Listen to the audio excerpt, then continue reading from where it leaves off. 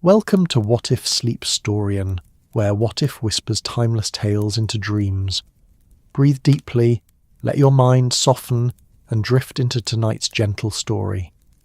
What if, in the misty depths of Victorian England's forgotten forests, where ancient oaks held secrets older than memory itself, two brilliant minds encountered mysteries that challenged everything they believed about the natural world? So dim the lights, find your most comfortable position, and let these whispered narratives carry you softly towards sleep. The autumn of 1891 settled over London like a velvet cloak, heavy with the promise of winter's approach.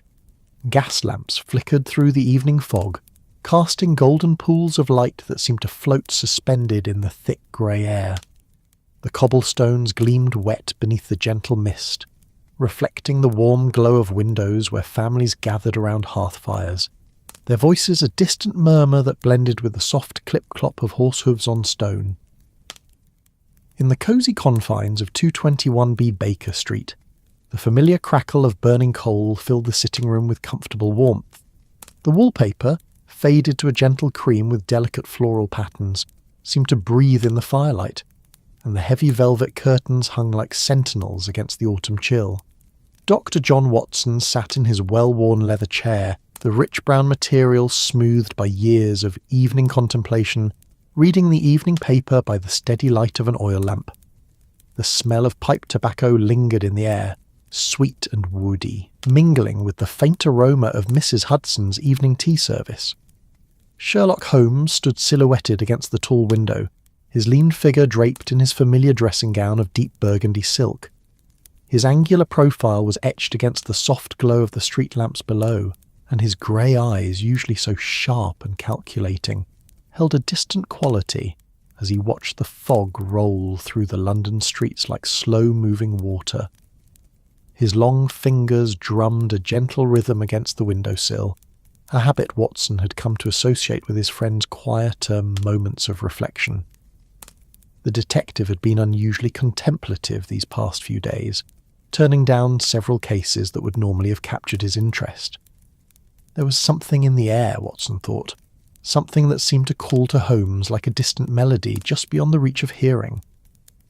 The city felt different somehow, charged with an energy that made the very walls of their sitting room seem to pulse with anticipation. A soft knock at the door broke the evening's tranquil spell. Mrs. Hudson's gentle voice called up the stairs, carrying with it the warmth of familiarity and the promise of something new.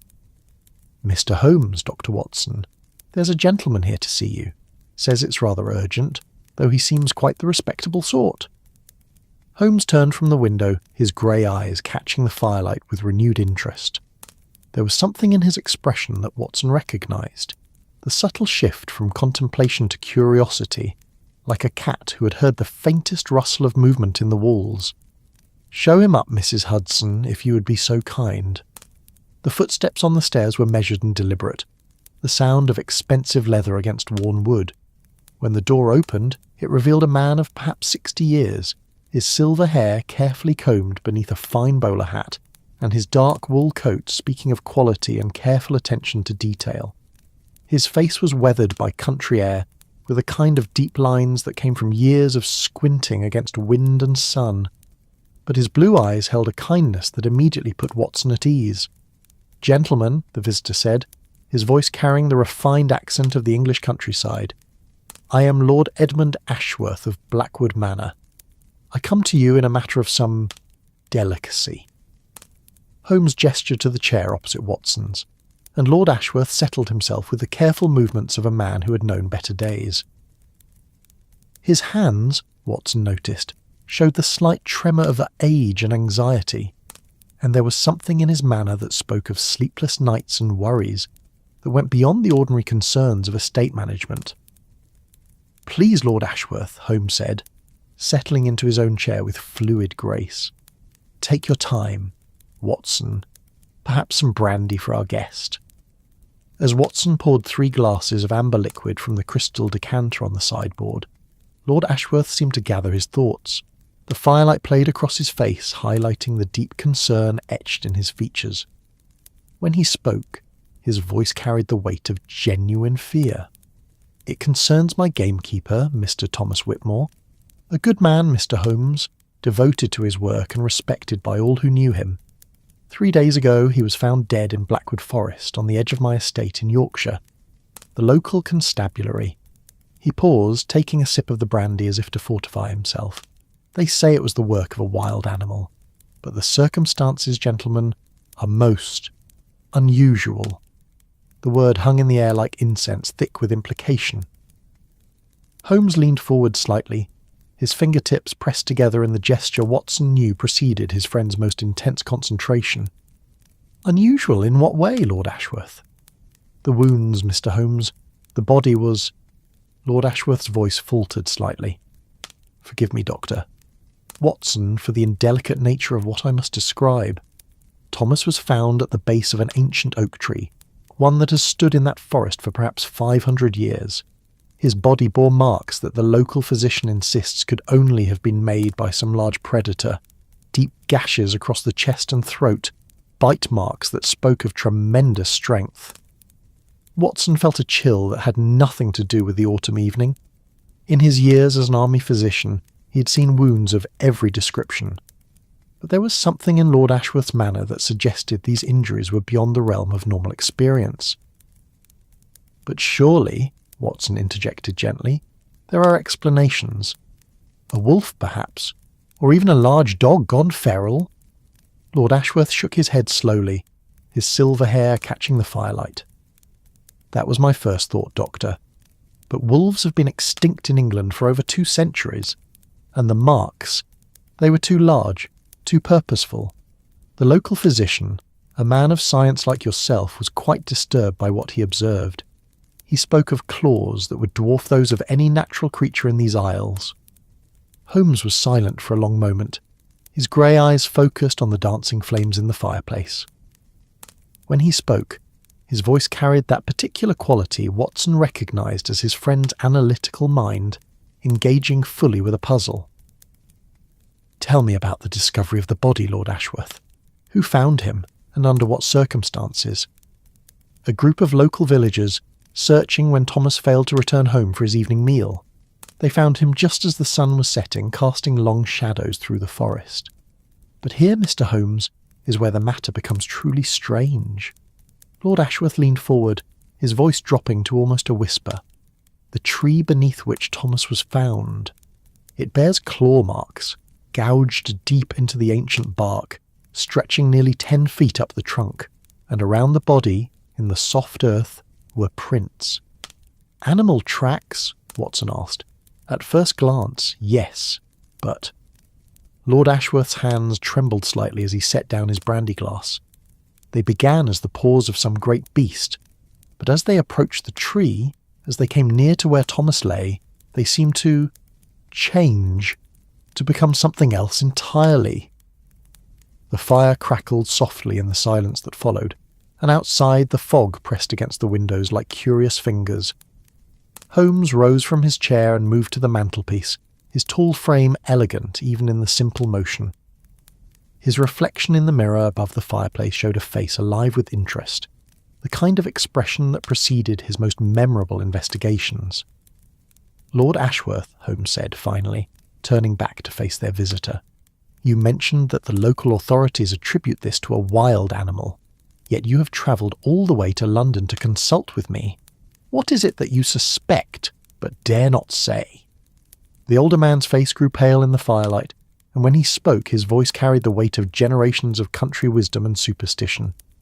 The villagers, Mr. Holmes. They whisper of old legends, stories that have been passed down through centuries, tales of creatures that walk the boundary between man and beast. They say that Blackwood Forest has always been a place of unusual happenings, and now, with Thomas dead in such a manner, on the night of the new moon. You speak of werewolves, Holmes said, his tone matter-of-fact as if discussing the weather. Lord Ashworth nodded slowly. I am a man of education, Mr. Holmes. I studied at Cambridge. I have travelled the continent. I consider myself rational and modern in my thinking. But I have lived on that land for 60 years, and my family has held it for 3 centuries. There are things in those woods, ancient things, that do not yield easily to rational explanation. Watson felt the hair on the back of his neck rise slightly. In his medical training, he had been taught to approach all phenomena with scientific skepticism, but his years with Holmes had shown him that the world contained mysteries that defied conventional understanding. "What do you wish us to do, Lord Ashworth? Come to Yorkshire, gentlemen. Examine the scene for yourselves.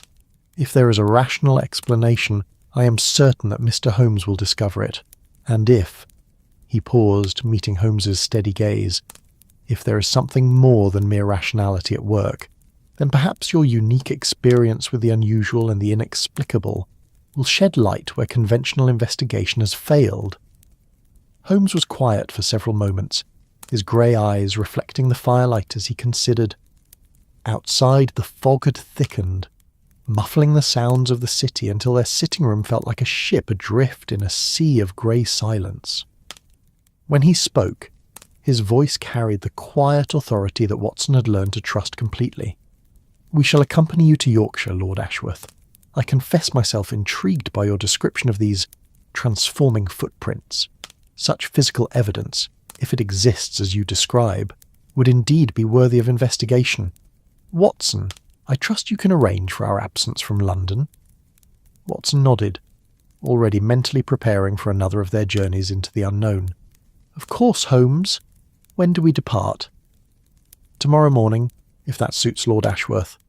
I find that mysteries have a way of growing more complex with time, and this particular puzzle seems to demand immediate attention." Lord Ashworth's relief was palpable, his shoulders relaxing for the first time since he had entered their sitting room. "I cannot express my gratitude, gentlemen. I have taken the liberty of arranging accommodations at the local inn, and my carriage will be at your disposal for examining the scene." As their visitor prepared to take his leave, Holmes moved once again to the window, gazing out into the fog-shrouded street below. The gas lamps flickered like distant stars in the thick grey air, and somewhere in the distance, a church bell tolled the hour with deep, resonant tones that seemed to vibrate through the very walls of their building. "Watson," Holmes said quietly, after Lord Ashworth had departed with promises to meet them at King's Cross Station the following morning, "what do you make of our visitor's tale?" Watson joined his friend at the window, looking out into the mysterious London night. The fog swirled and eddied around the street lamps, creating patterns that seemed almost alive, almost purposeful. "It sounds like the stuff of gothic novels, Holmes, but Lord Ashworth struck me as a sensible man, not given to flights of fancy." "Indeed, and therein lies the intrigue." Holmes turned from the window, his expression thoughtful. "In my experience, Watson, when rational men begin to speak of irrational things, it is often because they have encountered something that challenges the very foundations of their understanding. Tomorrow we shall see what secrets Blackwood Forest chooses to reveal." The night settled around them like a comfortable blanket, the fire burning low in the grate and the fog pressing gently against their windows. In the distance, the sounds of London continued their evening symphony, the clip-clop of late carriages, the distant call of a night watchman, the soft whisper of wind through the narrow streets.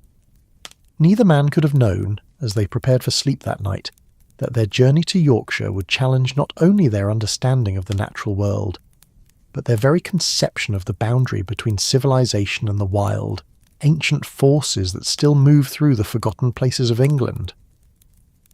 The morning of their departure dawned grey and soft, with the kind of gentle light that filtered through London's perpetual veil of mist and smoke.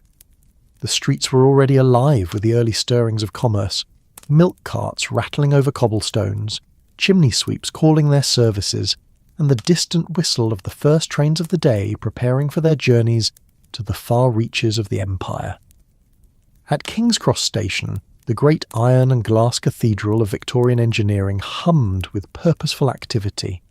Steam rose in great white plumes from the locomotives, mingling with the voices of travellers and the sharp blast of whistles that marked arrivals and departures. The smell of coal smoke and hot metal filled the air, overlaid with the more domestic sense of morning tea and fresh bread from the station vendors. Lord Ashworth was waiting for them near the platform for the Yorkshire Express, his tall frame recognisable even in the crowd. He had exchanged his fine London attire for the more practical clothing of a country gentleman, heavy wool coat, sturdy boots, and a travelling cap that spoke of many journeys through wind and weather. His face, in the grey morning light, showed the strain of the past few days, but his greeting was warm with genuine relief at their arrival. "Mr. Holmes, Dr. Watson, punctual as always. Our train departs in 10 minutes, and I've taken the liberty of securing a private compartment for our journey. The trip to Whitby takes approximately 4 hours, and from there it's a short carriage ride to Blackwood village." The compartment was furnished in the rich burgundy velvet and polished wood that marked the first-class accommodations of the railway.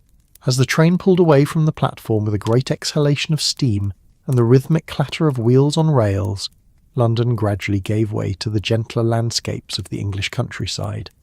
Fields rolled past the windows like a green tapestry, dotted with sheep and crossed by ancient stone walls that had marked boundaries for countless generations. Holmes settled into his seat by the window, his sharp eyes taking in every detail of the passing landscape. Watson noticed his friend's expression, alert but with an underlying tension that suggested his remarkable mind was already working on the puzzle that awaited them. Lord Ashworth sat opposite, occasionally glancing at his pocket watch with the unconscious gesture of a man anxious to reach his destination. "Tell me more about Thomas Whitmore," Holmes said as the countryside rolled past. "What manner of man was he?" Lord Ashworth's expression softened with genuine fondness. "A good man, Mr. Holmes. He had served my family for over 20 years, first as an under-gamekeeper, then as head-keeper when his predecessor retired. He knew every tree, every stream, every deer path in Blackwood Forest. The local wildlife seemed to trust him. I've seen him stand perfectly still as deer grazed within arm's reach, or watch badgers at their evening foraging without disturbing them." "A man comfortable in the natural world, then," Watson observed. "More than comfortable, Doctor. Thomas possessed what I can only describe as an almost supernatural understanding of the forest and its creatures. He could track a wounded deer through terrain that would confuse a London bobby, and he had an uncanny ability to predict the movements of game. The villagers often said he was more at home in the woods than in his own cottage." Holmes leaned forward slightly, his grey eyes focused with laser intensity. And yet this man, so attuned to his environment, was apparently taken by surprise by whatever killed him. That, Mr. Holmes, is perhaps the most disturbing aspect of the entire affair. Thomas was not a man to be caught off guard, particularly not in terrain he knew as well as his own garden. Whatever happened to him that night, it was something beyond his considerable experience. The train continued its journey through the Yorkshire dales, the landscape growing wilder and more dramatic as they travelled north. Rolling hills gave way to higher peaks, and the fields became interspersed with patches of moorland where heather bloomed purple against the grey sky. Ancient stone circles dotted the hilltops like sleeping giants, and deep valleys carved by millennia of wind and rain created shadows that seemed to hold secrets from ages past. As they neared their destination, Lord Ashworth pointed out the window toward a dark smudge on the horizon. "There, gentlemen, Blackwood Forest." Even from this distance there was something imposing about the woodland. It spread across the landscape like a great green-black stain, its boundaries irregular and wild, unlike the neat managed forest that dotted much of the English countryside. Ancient oaks and towering pines created a canopy so dense that even in the bright afternoon light, the interior appeared shrouded in perpetual twilight. "How old is the forest?" Watson asked, studying the distant tree line with growing interest. "Parts of it date back to the last ice age, Dr. Watson. It's one of the few remaining fragments of the great wildwood that once covered most of Britain. My family has owned the surrounding lands for 3 centuries, but we have always left the forest itself largely untouched. There are paths through it, of course, maintained by generations of gamekeepers, but vast sections remain as wild as they were when the Romans first set foot on British soil." The train pulled into Whitby station with a great hiss of steam and the screech of brakes against iron wheels. The small Yorkshire town spread before them, its red-tiled roofs and narrow streets climbing up from the harbour where fishing boats bobbed at anchor. The the smell of salt air mixed with coal smoke and the distant aroma of fish and chips being prepared for the evening meal. Lord Ashworth's carriage was waiting at the station, a well-maintained vehicle drawn by 2 sturdy bay horses whose breath steamed in the cooling air. The coachman, a weathered man with the steady hands of long experience, touched his cap respectfully as they approached. "Afternoon, my lord. Weather's been fine for travelling, though there's talk of rain tonight." As they settled into the comfortable interior of the carriage, upholstered in dark leather that had been softened by years of use, Holmes turned to Lord Ashworth with a question that had clearly been forming during their journey. "You mentioned that Thomas was found on the night of the new moon. Is there significance to that timing in local folklore?" Lord Ashworth's expression grew troubled. "Indeed there is, Mr. Holmes. The old stories speak of certain transformations that occur during the dark of the moon, when the ancient powers are said to walk freely, unrestrained by the silver light that normally keeps them in check." The carriage rolled through the Yorkshire countryside toward Blackwood village, following roads that had been old when the Normans conquered England. Stone walls lined their path, built from the same grey limestone that formed the bones of the surrounding hills. Sheep grazed in fields that stretched to the horizon, their woolly forms creating a peaceful pastoral scene that seemed at odds with the dark tale that had brought them to this remote corner of England. As they travelled, the forest grew steadily larger and more imposing. What had appeared as a distant smudge from the train now revealed itself as a vast wilderness, its trees so tall and closely packed that the interior was lost in shadow even in the broad daylight. Ancient oaks spread their gnarled branches like the arms of sleeping giants, while towering pines stood sentinel along the forest's edge, their dark needles whispering secrets in the afternoon breeze. "There," Lord Ashworth said, pointing toward a cluster of stone cottages nestled in a valley between rolling hills, Blackwood Village. The village was a perfect example of English rural architecture, its buildings constructed from the same grey limestone as the walls that divided the surrounding fields. Thatched roofs crowned cottages that seemed to have grown from the earth itself, and narrow windows glowed warmly in the fading afternoon light. A small church stood at the village's heart, its Norman tower speaking of nearly 1,000 years of continuous worship, while a stream meandered through the settlement, its waters clear and musical over rounded stones. But even in this picturesque setting, Watson could sense an undercurrent of tension. The few villagers they encountered on the street seemed subdued, their greetings to Lord Ashworth respectful but tinged with anxiety.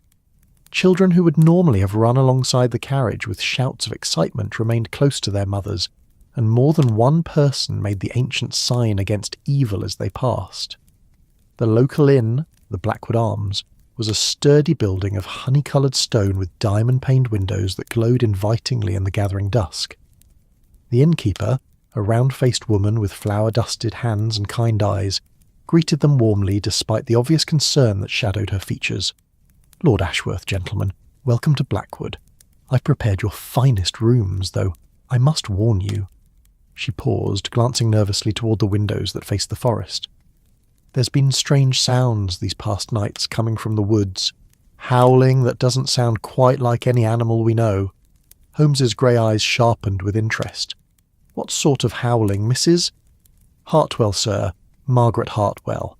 And the howling, well, it starts like a wolf, deep and mournful, but then it changes, becomes something else entirely. Something that makes your blood run cold and sends the village dogs whimpering under their owners' beds." As they settled into the inn's comfortable common room, warmed by a massive stone fireplace where logs burned with cheerful crackling sounds, other villagers began to gather. Word of Holmes's arrival had spread quickly through the small community, and soon a small crowd of local men and women had assembled, their faces reflecting a mixture of hope and apprehension. Among them was Dr. Marcus Thornfield, the local physician who had examined Thomas Whitmore's body. He was a man of perhaps 50 years, with the kind of intelligent, weathered face that spoke of a lifetime spent tending to the medical needs of a rural community. His handshake was firm, his manner professional, but Watson could see the deep concern that lurked behind his steady gaze. "Mr. Holmes, Dr. Watson, I cannot tell you how relieved I am that Lord Ashworth has called upon your expertise. What I observed when examining poor Thomas, it challenges everything I thought I knew about medicine and the natural world." Holmes leaned forward in his chair, the firelight playing across his sharp features. "Doctor, Thornfield, I would value your professional assessment of the wounds. You mentioned they appeared to be made by some large predator." Dr. Thornfield nodded gravely. "The lacerations were unlike anything in my experience, Mr. Holmes. Deep parallel cuts across the chest and throat, made by what could only have been claws of extraordinary size and sharpness. But the pattern, it wasn't random. Wasn't the frenzied attack of a wild animal protecting territory or seeking food. There was an almost purposeful quality to the injuries." "Purposeful?" Watson interjected, his medical training engaged. "In what way?" "The wounds were placed with surgical precision, Doctor. Watson, designed to incapacitate quickly and efficiently. And the bite marks?" Dr. Thornfield's voice dropped to almost a whisper. "The jaw structure suggested by those injuries would require a creature far larger than any predator native to these isles." An elderly man near the back of the group spoke up, his voice carrying the authority of age and local knowledge. "Begging your pardon, gentlemen, but there's more to tell. I'm Samuel Fletcher. I've been living in these parts for 70 years, and I've known Thomas Whitmore since he was a lad." Holmes gestured for the old man to continue, and Samuel Fletcher stepped forward into the firelight. His face was deeply lined by weather and years, his white hair thin but his pale blue eyes bright with intelligence and memory. "Thomas came to me 3 days before he died, troubled about something he'd seen in the forest. Said he'd been tracking a poacher. We've had problems with men coming down from the cities, thinking they can take what they please from Lord Ashworth's lands.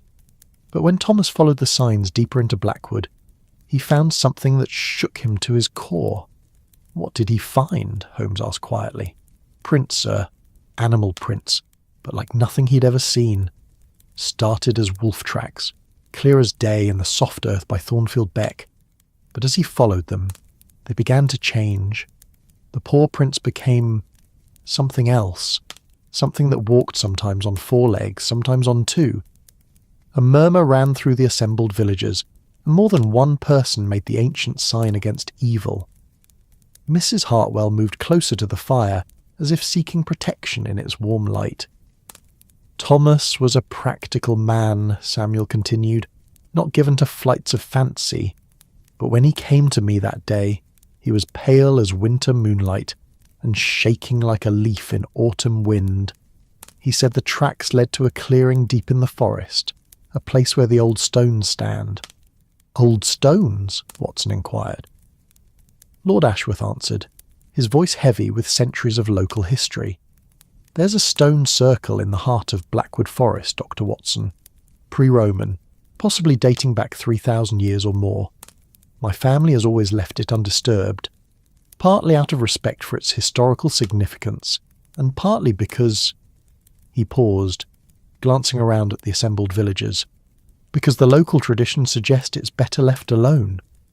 Holmes rose from his chair and moved to the window that faced toward the forest.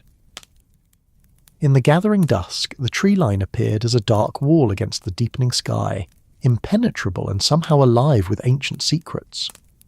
"I should like to examine the scene where Thomas was found, and I believe a visit to this stone circle would also prove illuminating." "Tomorrow morning, then," Lord Ashworth agreed, "though I must advise caution. The forest paths can be treacherous, and after what happened to Thomas—" "We shall be careful," Holmes assured him. "But if we are to solve this mystery, we must see the evidence for ourselves." As the evening progressed, and the villagers gradually made their way home to the safety of their cottages, Holmes, Watson, and Lord Ashworth remained by the fire, discussing the case in greater detail. Outside, the wind had picked up, rattling the diamond-paned windows and sending leaves skittering across the cobblestones of the village street. Dr. Thornfield lingered as well, clearly eager to share more of his observations with fellow men of science. "There's something else, gentlemen, something I hesitated to mention in front of the villagers. When I examined Thomas's body, I found traces of an unusual substance beneath his fingernails." Holmes's attention sharpened immediately. "What sort of substance? Hair, Mr. Holmes?" or rather fur, but unlike any I've encountered in my years of treating injuries caused by domestic animals, or the occasional fox or badger, this was coarser, darker, and... He paused, clearly struggling to find the right words. It seemed to shimmer in a certain light, almost as if it possessed some quality that defied normal description. Watson leaned forward, his medical curiosity fully engaged. "Do you still have samples of this fur?" "Indeed I do, Doctor." "Watson, I preserved several specimens, thinking they might prove significant.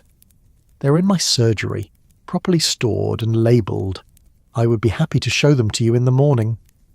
As the night deepened and the inn's common room grew quiet except for the gentle crackling of the fire, Holmes stood once again at the window. The forest loomed in the darkness like a sleeping giant, its depths hidden beneath a canopy of leaves that whispered ancient secrets in the night wind. "Watson," he said quietly, "tomorrow we venture into the heart of one of England's oldest mysteries. I confess myself intrigued by the convergence of folklore and physical evidence that awaits us in those woods." Watson joined his friend at the window, gazing out into the mysterious Yorkshire night. Somewhere in the distance, carried on the wind, came a sound that made them both pause, a long, mournful howl that seemed to echo from the very depths of the forest. It began as the call of a wolf, but as it continued, it changed, becoming something else entirely. Something that spoke of ancient hungers and primal fears that civilization had never quite managed to suppress. "Holmes," Watson said quietly, "what if Lord Ashworth's suspicions prove correct? What if we're dealing with something that lies beyond the realm of conventional investigation?" Holmes was silent for a long moment, his grey eyes reflecting the firelight as he considered his friend's question. When he spoke, his voice carried the quiet confidence that Watson had learned to trust implicitly, even in the face of the impossible. "Then, my dear Watson, we shall apply the same methods that have served us well in our previous encounters with the extraordinary. We shall observe, we shall deduce, and we shall discover the truth, whatever form it may take. For in my experience, even the most supernatural of mysteries ultimately yields to careful investigation and logical analysis." The howl came again, closer this time and filled with such longing and wildness that it seemed to penetrate the very stones of the ancient inn. Somewhere in the distance a dog began to whine, and the sound of shutters being hastily closed echoed through the village streets. Neither man spoke as they prepared for sleep, but both understood that their investigation would take them into territories that challenged not only their understanding of the natural world, but their very conception of what was possible in this rational age of steam and scientific progress. The morning dawned grey and misty, with tendrils of fog rising from the stream that wound through Blackwood village like ghostly fingers reaching toward the sky. The air held the crisp bite of autumn, and the scent of wood smoke from cottage chimneys mingled with the earthier smells of damp leaves and rich Yorkshire soil. Holmes was already dressed and examining a detailed map of the local area when Watson descended to the inn's common room. Mrs. Hartwell had prepared a hearty breakfast of eggs, bacon and fresh bread, but Watson noticed that even she seemed subdued, glancing frequently toward the windows that faced the forest. "Sleep well?" Holmes inquired, though his friend's somewhat haggard appearance suggested otherwise.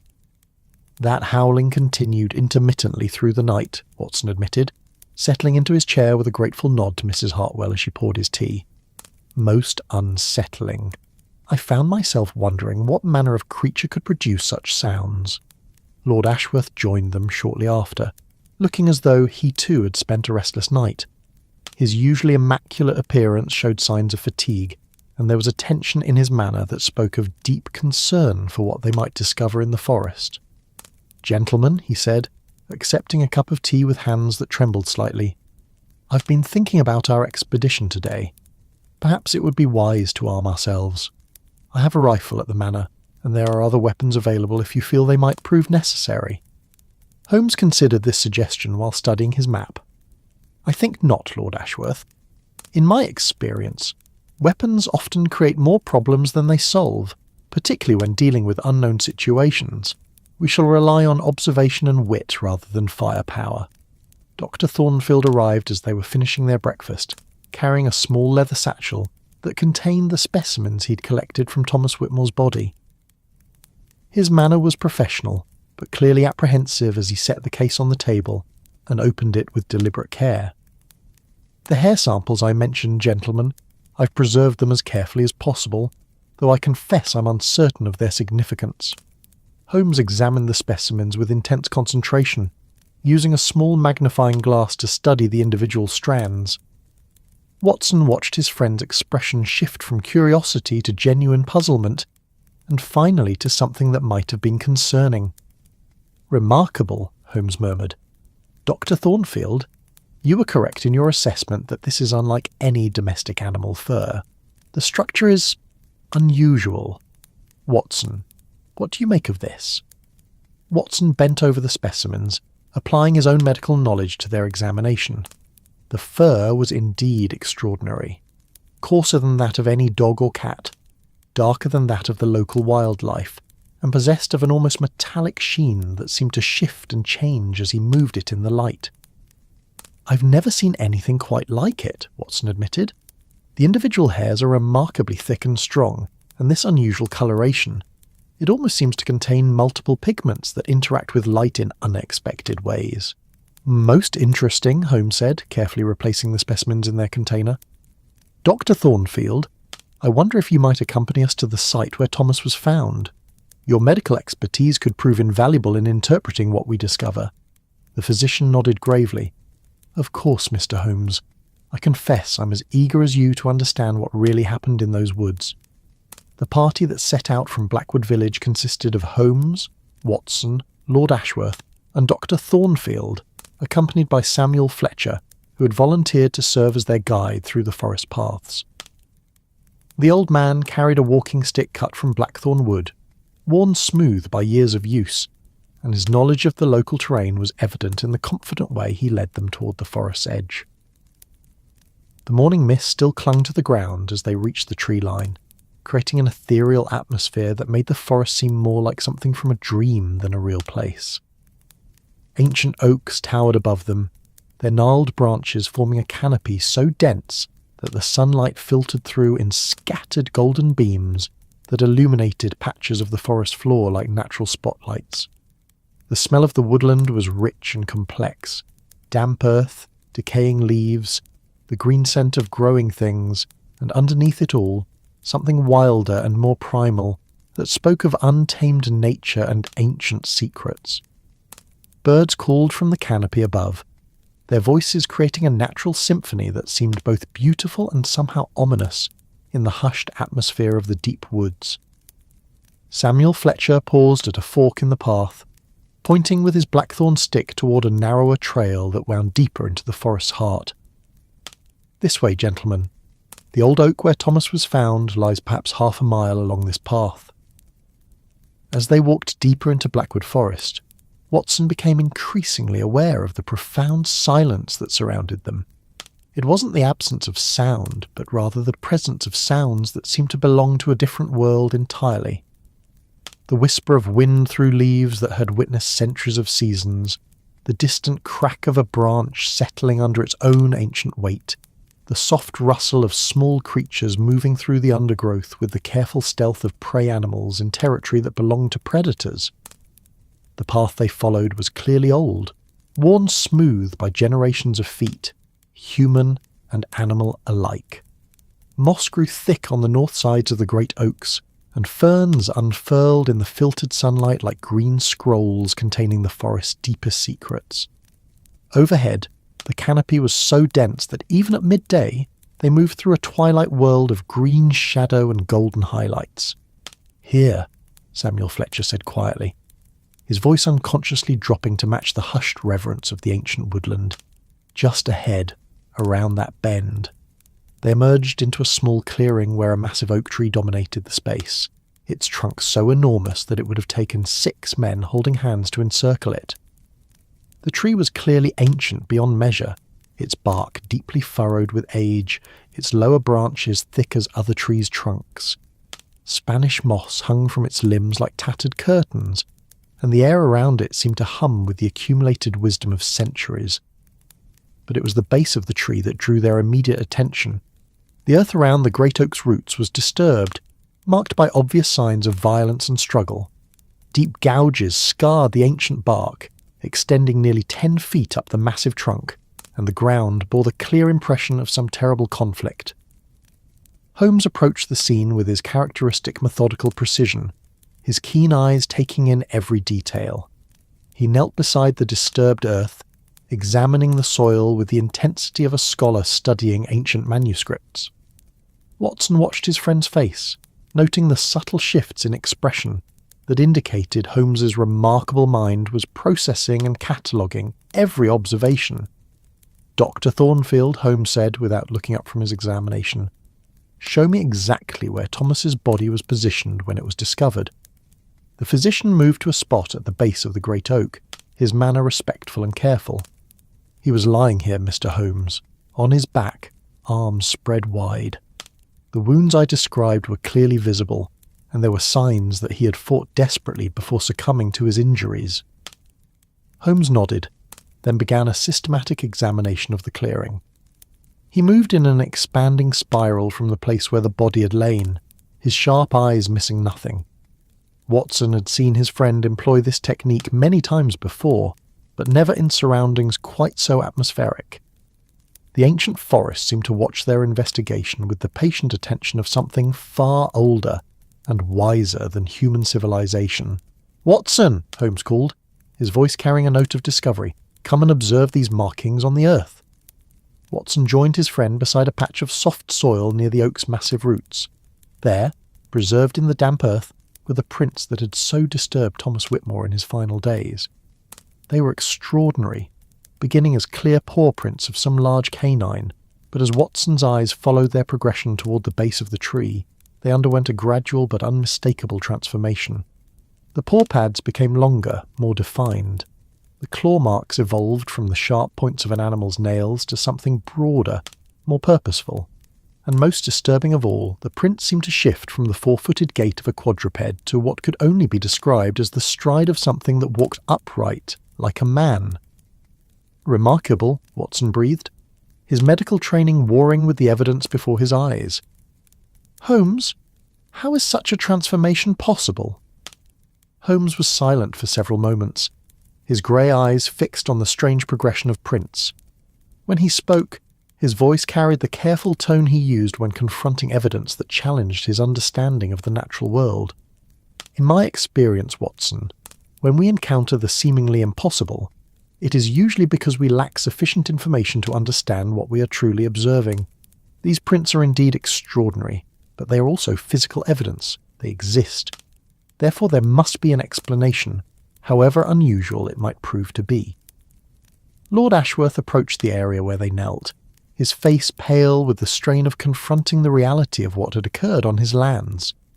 "Mr. Holmes, do you believe it possible that we are dealing with some sort of creature that can alter its physical form?" Holmes rose from his examination of the prints, brushing dirt from his hands with deliberate movements that suggested his mind was working furiously to process what they had discovered. "Lord Ashworth, I have learned in my years of investigation that the world contains phenomena that our current understanding of science cannot fully explain. Whether we're dealing with an unknown species, some form of disease that affects physical development in unprecedented ways, or—" he paused, his grey eyes reflecting the filtered sunlight, "or something that challenges our fundamental assumptions about the nature of reality itself." Samuel Fletcher had been standing at the edge of the clearing, clearly uncomfortable with their proximity to the scene of such violence. Now he spoke up, his voice carrying the authority of the local knowledge passed down through generations. "Begging your pardon, Mr. Holmes, but there's something else you should see. The old stone circle I mentioned lies not far from here, perhaps a quarter-mile deeper into the forest. Thomas's tracks, on that last day, led in that direction." Holmes's interest sharpened immediately. "Then we must examine this stone circle. Lead on, Mr. Fletcher." The path to the ancient monument was even narrower and more overgrown than the one they had followed to the great oak. Here, the forest seemed older still, untouched by human intervention for countless centuries. The trees grew so closely together that their branches intertwined overhead, creating a natural cathedral of green shadow and whispered secrets. As they walked, Watson became increasingly aware of a change in the atmosphere around them.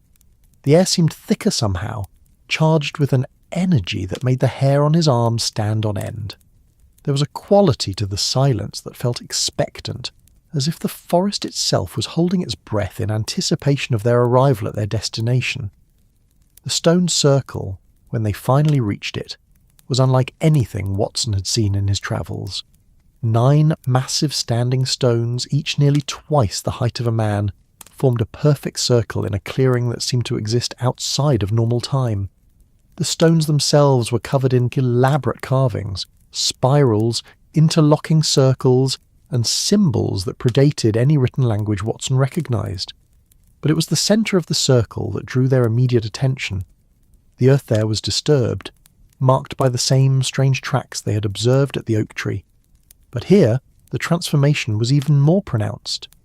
The prints began at the edge of the circle as clearly defined animal tracks, but as they approached the centre, they became something else entirely. The footprints of something that walked upright but retained characteristics that were decidedly non-human. Holmes moved to the centre of the stone circle, his keen eyes taking in every detail of the disturbed earth. The ancient monoliths towered around him, their carved surfaces seeming to shift and move in the filtered forest light.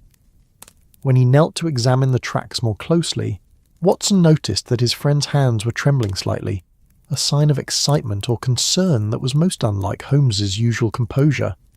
"The tracks end here," Holmes said quietly, his voice carrying an undertone of wonder that Watson had rarely heard before. They approached the centre of the circle from the forest, undergo their remarkable transformation, and then simply vanish. Dr. Thornfield approached cautiously, his medical training clearly at war with what his eyes were showing him. "Mr. Holmes, is it possible that we're dealing with some form of elaborate hoax? Perhaps someone with knowledge of local folklore decided to create these tracks to lend credence to the old stories?" Holmes considered this suggestion carefully, his grey eyes moving from the tracks to the ancient stones that surrounded them. An elaborate hoax would require extensive preparation and considerable knowledge of tracking and forensic evidence. The person creating such deception would need to understand not only how to create convincing animal tracks, but also how to simulate the gradual transformation we observe. Moreover, such a hoax would not account for the very real death of Thomas Whitmore or the unusual physical evidence found on his body. Lord Ashworth had moved to one of the standing stones, running his hands over the ancient carvings with something approaching reverence. "These stones have stood here for 3,000 years or more, gentlemen. The symbols carved into them predate Christianity, predate the Roman occupation, predate even the Celtic traditions that most people associate with ancient Britain." "What do the symbols represent?" Watson asked, studying the intricate patterns that covered the nearest monolith. "No one knows for certain, Doctor." "Watson, some scholars believe they represent astronomical observations, others think they might be primitive maps or religious symbols. But the local traditions..." Lord Ashworth's voice grew quiet. "The local traditions speak of them as markers, boundary stones that separate our world from something older and wilder." Samuel Fletcher had remained at the edge of the stone circle, clearly reluctant to enter the space between the ancient monoliths. Now he spoke up, his voice carrying the weight of generations of folk wisdom. "My grandmother used to say that this place was a doorway, Mr. Holmes, a place where the old powers could cross from their world into ours, especially during certain times of the lunar cycle. She warned me never to come here alone, and never during the dark of the moon." Holmes had been examining the carvings on one of the stones with intense concentration, using his magnifying glass to study the intricate patterns. Suddenly he straightened, his expression showing the kind of excitement that preceded his most significant discoveries. "Watson, look at this carving. Do you see anything familiar in the pattern?" Watson joined his friend at the stone, studying the spiral design that Holmes had been examining. At first, it appeared to be merely another example of ancient Celtic artistry, but as he looked more closely, following the interwoven lines with his eyes, he began to see something else, a pattern that resembled the transformation they had observed in the mysterious tracks. It's a representation of change, Watson said slowly, understanding dawning in his voice. A visual depiction of one form becoming another. Precisely. And look here, at the base of the stone. Holmes pointed to a series of smaller carvings near the ground level. These were different from the larger spirals above, more primitive, more direct in their imagery. They showed clearly recognizable figures, a wolf, a man, and something that seemed to be a combination of both. Dr. Thornfield approached to examine the carvings, his scientific skepticism warring with the evidence before his eyes. These symbols suggest that the people who created this monument were familiar with the concept of transformation, the idea that a creature could shift between animal and human form. More than familiar, Holmes said quietly. These carvings suggest they had direct experience with such phenomena. This stone circle wasn't simply a place of worship or astronomical observation. It was designed to contain, or perhaps to facilitate, encounters with forces that exist beyond our normal understanding of the natural world. As if summoned by Holmes's words, a sound echoed through the forest, a low, mournful howl that seemed to emanate from the very earth beneath their feet. It began as the call of a wolf, but as it continued, it underwent the same unsettling transformation they had observed in the tracks. The sound became deeper, more complex, filled with an intelligence and longing that no ordinary animal could express. The howl was answered by another, and then another, until the ancient forest rang with a chorus of voices that spoke of hunger and wildness and needs that civilization had forgotten. The sound seemed to resonate with the standing stones themselves, creating harmonics that made the carved symbols appear to writhe and shift in the filtered sunlight. Samuel Fletcher backed away from the stone circle, his face pale with ancestral fear. "We should leave, gentlemen. The sun is beginning to set, and these woods are no place for mortal men after dark." But Holmes seemed transfixed by the sounds echoing through the forest. He stood in the centre of the stone circle, his tall figure dwarfed by the ancient monoliths, his grey eyes bright with the excitement of discovery. "Watson, do you hear the pattern in these calls? They are not random animal sounds. There is communication taking place, a form of language that predates human speech." The howling continued for several minutes, creating a symphony of wildness that seemed to awaken something primal in the forest itself. The wind picked up, setting the leaves to rustling with urgent whispers, and somewhere in the distance they could hear the sound of large forms moving through the undergrowth with purposeful stealth. "Holmes," Watson said urgently, "I believe Mr. Fletcher is correct. We should return to the village before full darkness falls." Holmes nodded reluctantly, clearly fascinated by what they had experienced but recognizing the wisdom of caution. As they prepared to leave the stone circle, he paused for one final examination of the mysterious tracks that vanished at the monument's centre. "Tomorrow," he said quietly, "we shall return with better equipment and more time to study these phenomena. But tonight we have much to discuss and many theories to consider." The journey back through Blackwood Forest took on an entirely different character as the afternoon shadows lengthened and the ancient trees began to merge into a wall of darkness. The sounds they had heard at the stone circle continued intermittently, always seeming to come from just beyond the edge of sight, and more than once Watson thought he glimpsed movement in the deep shadows between the great oaks. Samuel Fletcher led them along the forest paths with the urgency of a man who understood the dangers that emerged with the coming of night.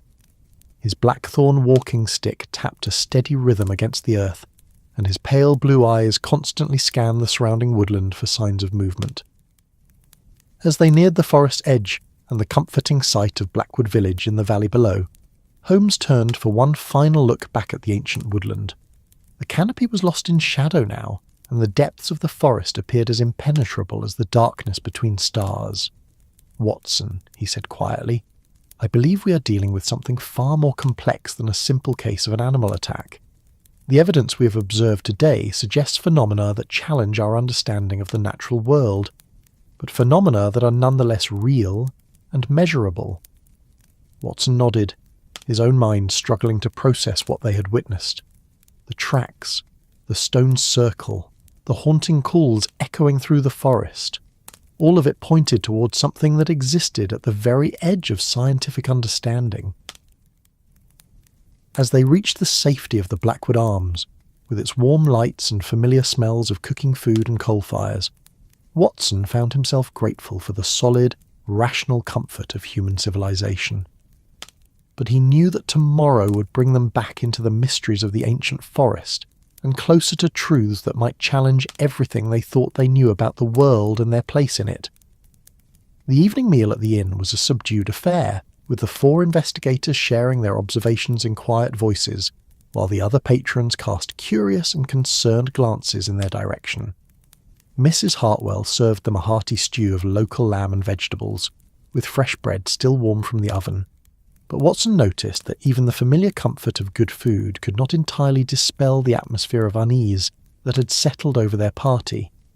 Dr. Thornfield had brought his medical bag with him to dinner, and now he produced a small notebook filled with careful sketches and observations. "I've been documenting everything we've seen today, gentlemen. The tracks, the stone carvings, even my attempts to measure the claw marks on that ancient oak. If we are to understand what we're dealing with, we need to approach it with the same scientific rigour we would apply to any other investigation." Holmes studied the physician's sketches with approval, his sharp eyes taking in every detail of the careful documentation. "Excellent work, Doctor. Thornfield. Science has always been humanity's most reliable tool for understanding the unknown, regardless of how strange or unprecedented that unknown might be." Lord Ashworth, who had been unusually quiet during the meal, finally spoke up. His voice carried the weight of generations of responsibility for the land and people under his care. "Mr. Holmes, based on what we've observed today, what is your assessment of the danger to the local population? Should I be advising the villagers to take special precautions?" Holmes was silent for several moments, his grey eyes reflecting the firelight as he considered the question. When he spoke, his voice carried the careful precision that Watson had learned to associate with his friend's most serious pronouncements. "Lord Ashworth, I believe that whatever killed Thomas Whitmore represents a genuine threat, but one that follows patterns we can potentially understand and predict. The evidence suggests that these events are connected to specific locations and perhaps specific times. The stone circle clearly plays a significant role, as does the lunar cycle mentioned in local folklore. So you believe the villagers are relatively safe as long as they avoid the forest during certain periods?" Dr. Thornfield asked. "I believe the situation is more complex than that," Holmes replied. "The tracks we observed suggest a creature capable of remarkable adaptation and intelligence. Such a being would not necessarily confine itself to predictable patterns if it chose to expand its territory or alter its behaviour." Watson felt a chill that had nothing to do with the autumn evening. "Holmes, are you suggesting that we may be dealing with something that can learn, that can change its methods based on circumstances?" "The evidence strongly suggests intelligence, Watson. The purposeful nature of Thomas's wounds, the deliberate transformation we observed in the tracks, the apparent communication we heard in those haunting calls, all of it points to consciousness and intent rather than mere animal instinct." Samuel Fletcher, who had been listening to their conversation with growing alarm, now spoke up from his position near the fire. "If you gentlemen are correct, then we're dealing with something far more dangerous than the old stories ever suggested. A creature with the cunning of a man and the physical capabilities of a great predator." "Indeed," Holmes said quietly, "which is why we must approach tomorrow's investigation with extreme caution and thorough preparation." As the evening progressed and the other patrons of the inn gradually made their way home to their cottages, Holmes outlined his plans for the following day. They would return to the forest better equipped, with cameras to document the physical evidence, measuring instruments to record the dimensions of the tracks and claw marks, and materials for taking plaster casts of the most significant prints. "I also believe we should attempt to observe the stone circle during the hours of darkness," Holmes said, his voice carrying the excitement of a true investigator confronting an unprecedented challenge.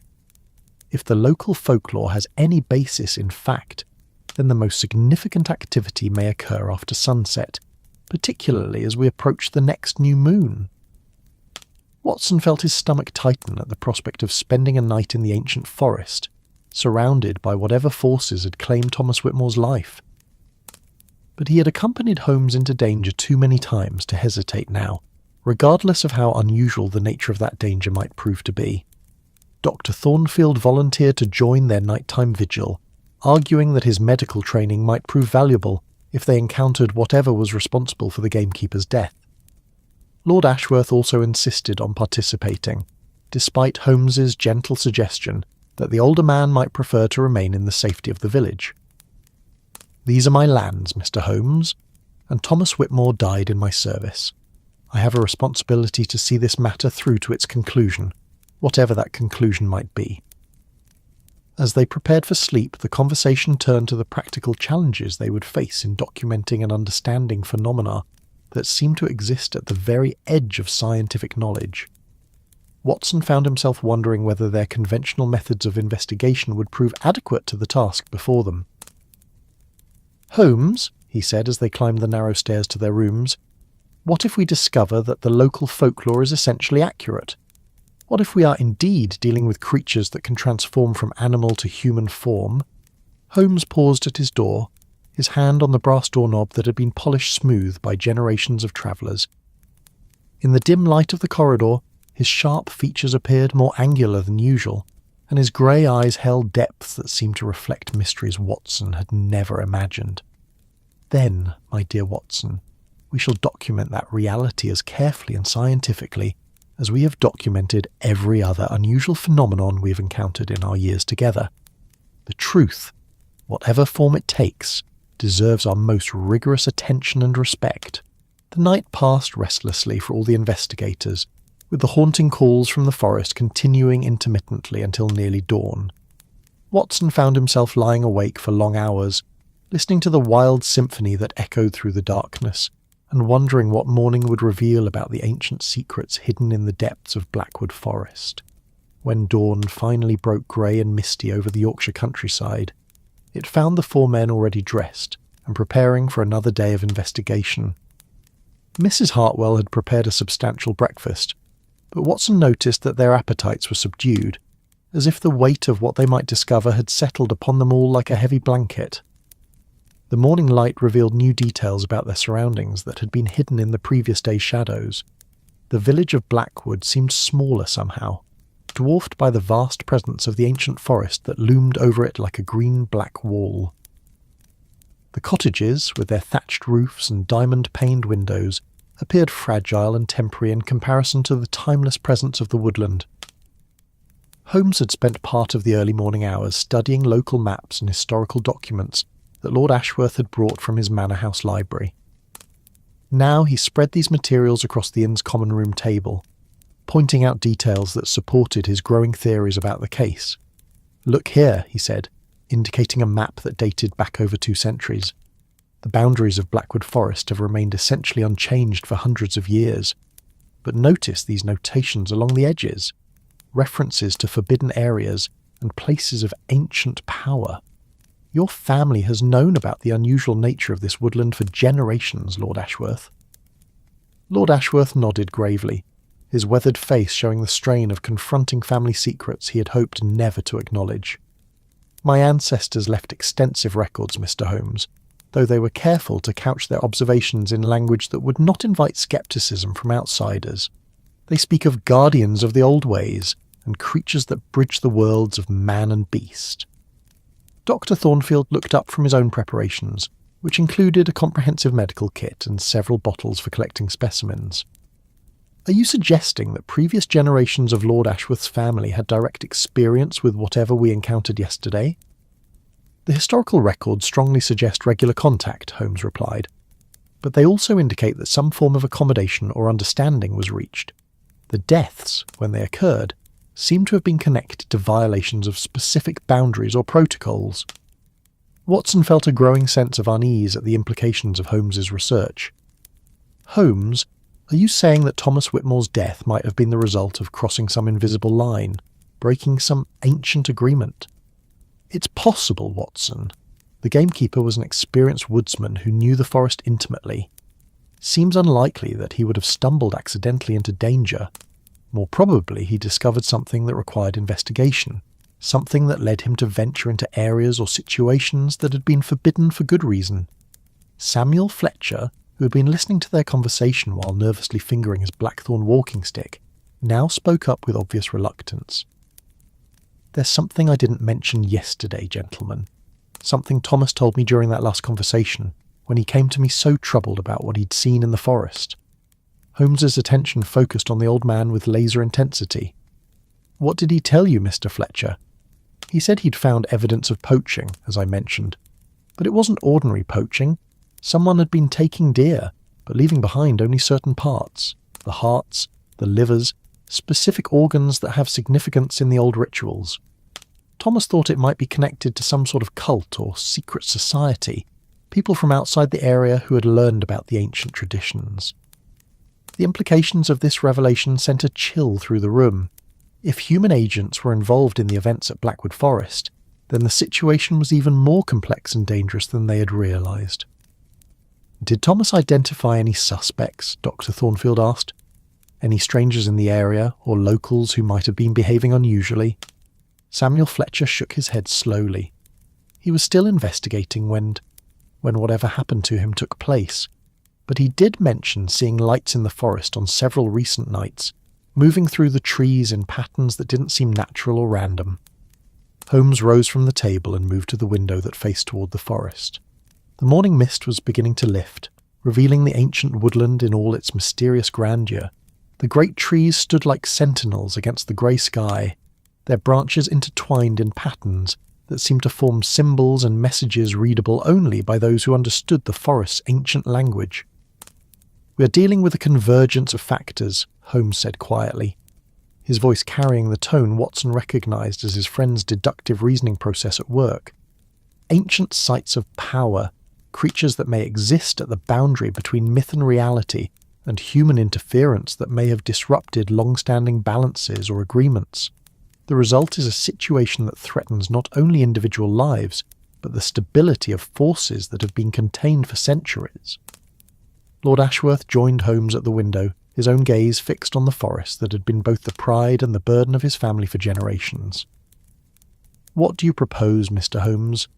How do we investigate something that exists partly in our world and partly in realms we don't fully understand?" "We proceed with scientific rigour, but we also respect the possibility that science as we currently understand it may prove inadequate to the task. We document everything, we test every hypothesis, and we remain open to evidence that challenges our preconceptions about the nature of reality." The party that set out from Blackwood Village for their second day of investigation was considerably better equipped than they had been the previous morning. In addition to their personal items, they carried cameras, measuring instruments, materials for making plaster casts, and sample containers for collecting any physical evidence they might discover. Dr. Thornfield had also brought along a small arsenal of medical supplies, including powerful sedatives and stimulants that might prove useful if they encountered the creatures responsible for Thomas Whitmore's death. Watson had insisted on carrying his service revolver, despite Holmes's preference for avoiding weapons, arguing that medical ethics required him to be prepared to defend human life if necessary. The morning air held a different quality as they approached the forest edge, sharper, more electric, as if the very atmosphere was charged with anticipation of what was to come. The great trees loomed larger somehow, their branches seeming to reach toward the investigators with something that might have been welcome, or might have been warning. Samuel Fletcher led them along a different path this time, one that would allow them to approach the stone circle from a new angle while still passing by the ancient oak where Thomas's body had been found. As they walked, Holmes questioned their guide about other unusual locations within the forest, building a comprehensive map of sites that might hold significance for their investigation. "There's Thornfield Beck," Samuel said, pointing with his blackthorn stick toward the sound of a running water somewhere in the forest depths. "The stream that feeds the village wells. It rises from springs deep in the forest, in places that have been sacred since before the Romans came. And there's the Whispering Grove, where the trees grow so close together that even at noon it's dark as twilight." Each location Samuel described seemed to add another piece to the puzzle Holmes was assembling in his remarkable mind. Watson could see his friend's expression growing more focused and determined, as they gathered information about the forest's hidden geography and ancient significance. When they reached the clearing where the great oak stood, Holmes immediately began a more systematic examination of the site than had been possible the previous day. Using his measuring instruments, he carefully recorded the dimensions and positions of the claw marks that scarred the ancient tree, noting details that spoke of incredible strength and precision. Watson observed the spacing of these marks. The creature that made them would have claws at least 6 inches long, set in paws or hands of extraordinary size, and noticed the depth of the gouges in this ancient bark. They were made with tremendous force, but also with deliberate control. Dr. Thornfield was conducting his own examination of the disturbed earth at the base of the tree, collecting soil samples that might contain traces of whatever had killed the gamekeeper. His scientific training was evident in the methodical way he documented each sample and its precise location within the clearing. "I'm finding additional traces of that unusual fur we examined yesterday," he reported. "But also something else. Fragments of what appears to be human clothing, torn to shreds and scattered throughout the area." This discovery added yet another layer of complexity to their investigation. If Thomas Whitmore had been wearing normal clothing when attacked, the presence of fabric fragments was to be expected. But the pattern of distribution and the violent nature of the tearing suggested forces beyond the capabilities of any ordinary predator. Holmes photographed the scene from multiple angles, using techniques he had developed for documenting crime scenes in London. But as Watson watched his friend work, he noticed that Holmes seemed increasingly troubled by what they were discovering. "The evidence continues to point toward intelligence and purpose," Holmes said quietly, studying the photographs through his magnifying glass. "This was not a random attack by a wild animal driven by hunger or territorial instinct. There was intention here, perhaps even ritual significance." As they prepared to continue their journey to the stone circle, Holmes paused for one final examination of the mysterious tracks that had so disturbed Thomas Whitmore. In the better light, and with more time for careful observation, the transformation from animal prints to something approaching human footprints was even more pronounced and unsettling. "Dr. Thornfield, based on your medical knowledge, is such a transformation anatomically possible? Could a creature's bone structure and musculature change so dramatically?" The physician studied the progression of tracks with the intense concentration of a man applying scientific principles to phenomena that challenged every aspect of his training. "Under normal circumstances, Mr. Holmes, such changes would be impossible.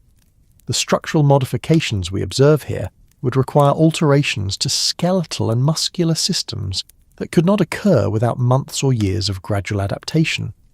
And yet the evidence is here before us," Watson pointed out. "The tracks exist. The transformation is documented. There must be an explanation, however unprecedented it might be." Holmes nodded slowly, his grey eyes reflecting the filtered forest light as he considered the implications of what they were observing. "Indeed, Watson, and I suspect that explanation lies waiting for us at the stone circle, in whatever forces or phenomena have been contained within that ancient monument for countless generations." The journey deeper into Blackwood Forest took them through terrain that seemed increasingly wild and untouched by human intervention. Here the trees grew so closely together that their branches formed a canopy, nearly impenetrable to sunlight, creating a cathedral of green shadow where sounds carried strangely and distances became difficult to judge. The path they followed was barely visible now, more of a game trail worn by the passage of forest creatures over countless seasons. Moss grew thick on the forest floor, muffling their footsteps and creating an almost supernatural silence that seemed to emphasize their intrusion into this ancient realm. As they walked, Watson became increasingly aware of the feeling that they were being observed. It wasn't anything he could identify specifically, no glimpses of movement in the shadows, no sounds that suggested pursuit, but rather an overwhelming sense of invisible eyes watching their progress with patient attention. "Holmes," he said quietly, "do you have the sensation that we are not alone in these woods?" Holmes paused in his steady progress along the narrow trail, his head tilted slightly as if listening to sounds beyond normal hearing.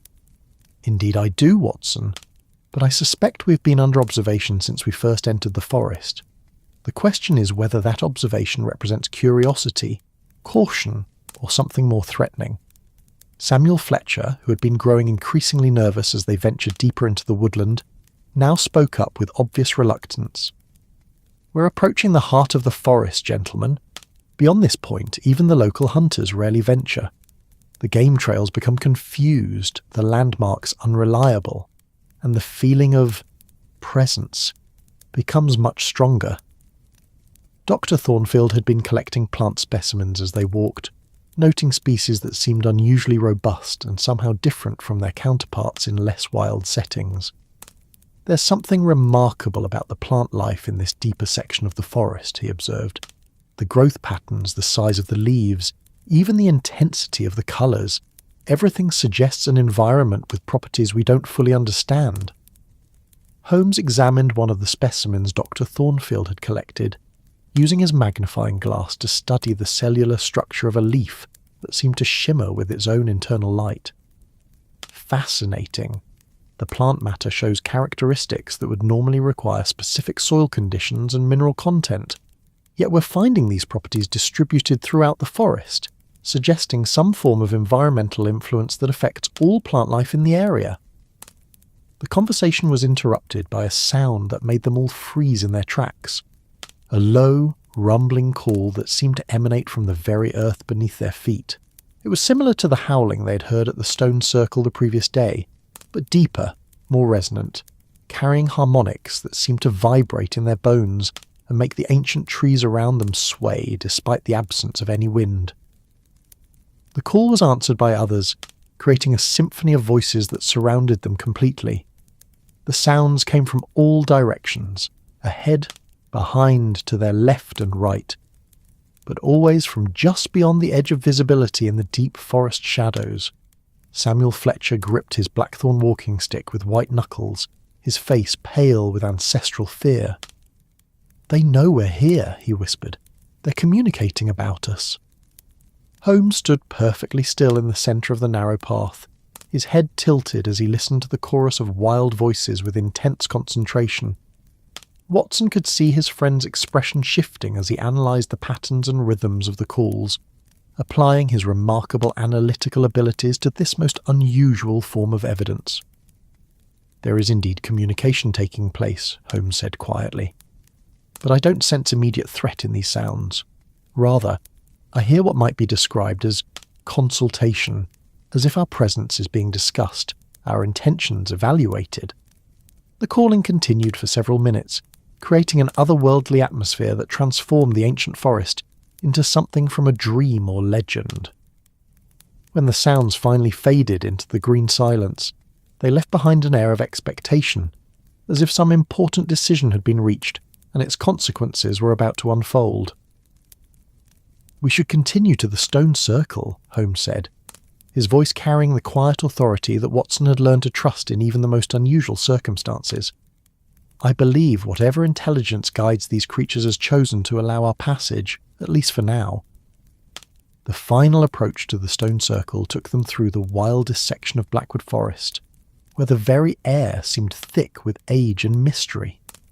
The trees here were ancient beyond measure, their trunks so massive and their branches so intertwined that they formed a living cathedral whose architecture had been shaped by centuries of growth and weather.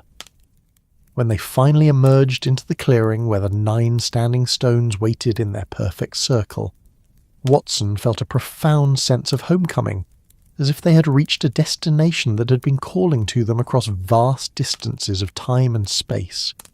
The monument appeared exactly as they had left it the previous day, yet somehow more alive, more present, as if their return had awakened forces that had been sleeping.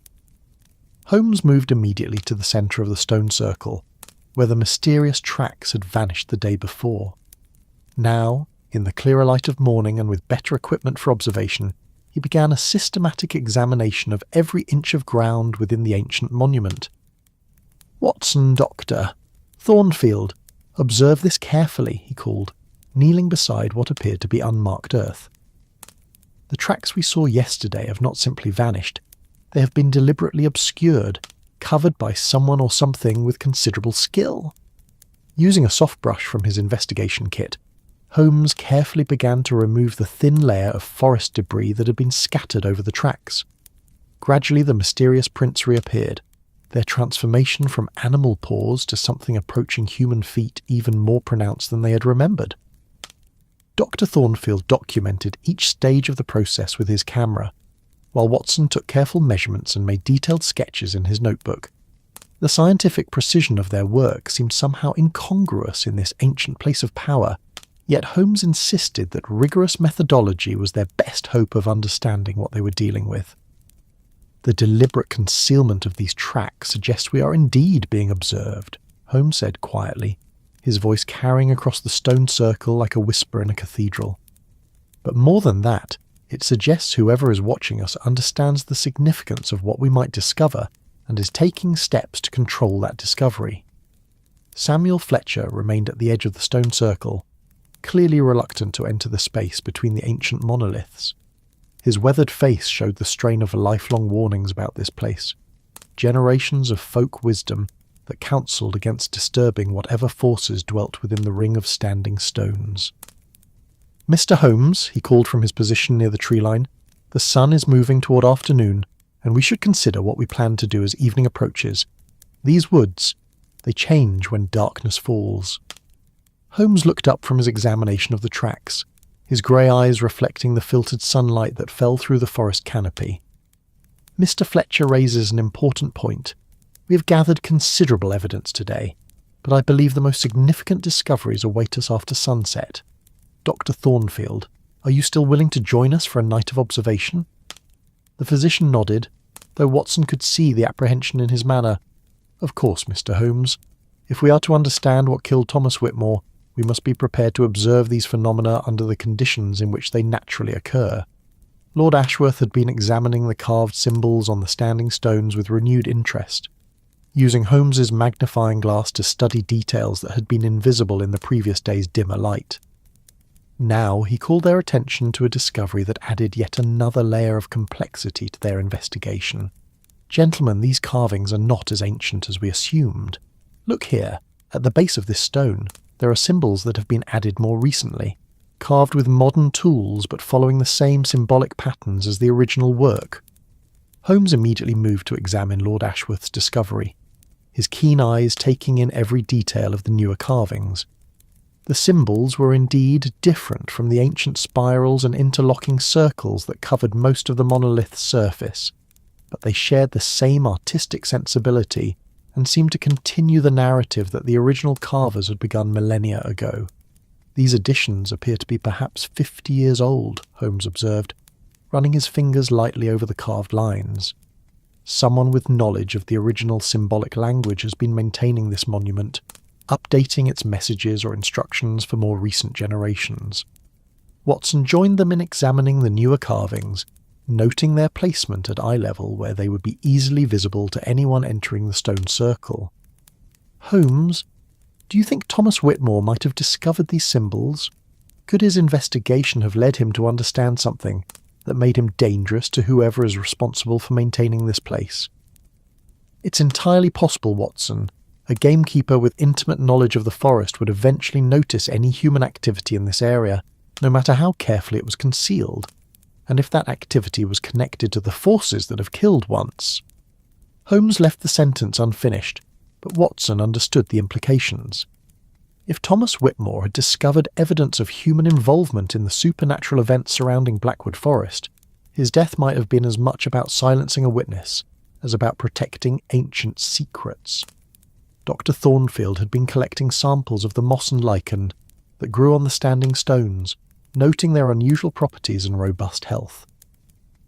"There's something remarkable about the plant life that surrounds this monument," he reported. "The growth patterns suggest soil conditions that would normally be found only in very specific geological settings, yet we're seeing them here in what should be ordinary Yorkshire earth. The stone circle may be affecting its immediate environment in ways we don't yet understand," Holmes suggested. "The ancient builders clearly chose this location for specific reasons, and those reasons may involve natural forces or phenomena that continue to operate today."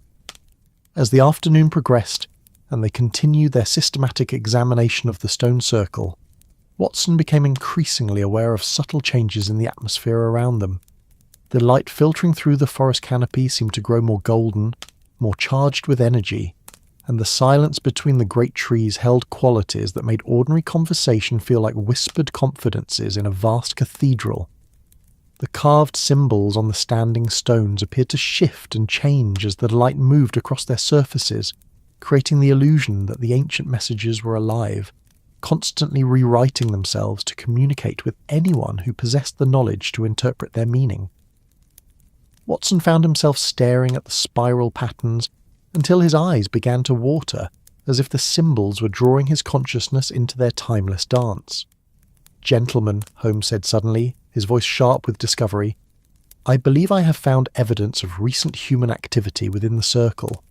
They gathered around Holmes, who was kneeling beside one of the standing stones where the earth showed subtle signs of disturbance.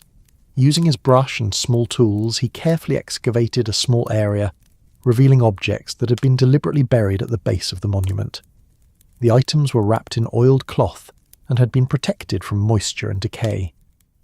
When Holmes carefully unwrapped them, they revealed a collection of objects that spoke of rituals and practices far older than Christian England: carved bone implements, stones marked with symbols that matched those on the monoliths, and small metal objects that seemed to be keys or talismans of some sort. "These have been placed here recently," Holmes observed, examining the objects with his magnifying glass. "The burial site shows no signs of long-term weathering, and the oiled cloth is of modern manufacture. Someone has been using this stone circle for ceremonial purposes, following traditions that connect directly to the monument's original purpose." Dr. Thornfield studied the bone implements with his medical training, noting their craftsmanship and apparent function. These appear to be tools designed for very specific anatomical procedures, not surgical instruments as we would understand them, but implements created for purposes that blur the line between medical intervention and ritual practice. Watson felt a chill as he considered the implications of the physician's observations. "Holmes, are you suggesting that someone has been conducting experiments here? Attempting to recreate or control whatever forces have been responsible for the transformations we've observed?"